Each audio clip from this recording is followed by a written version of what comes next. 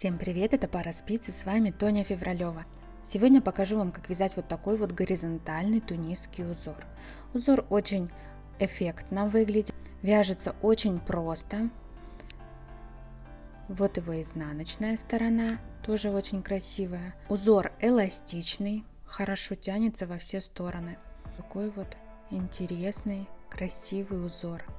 Подпишитесь обязательно на мой канал и поставьте мне лайк, мне будет очень приятно, вы меня этим очень сильно поддержите. Раппорт узора всего 1 петля и 2 ряда. Первый ряд у нас изнаночный, кромочная петля, дальше накид, 1 петлю сняли как лицевую, и так до конца ряда: накид, сняли петлю, накид, сняли петлю. Последняя петля кромочная.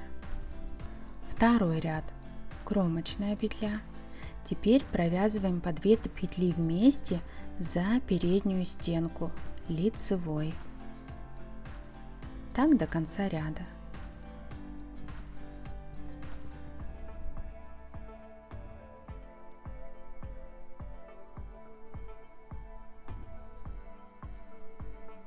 Последняя петля кромочная.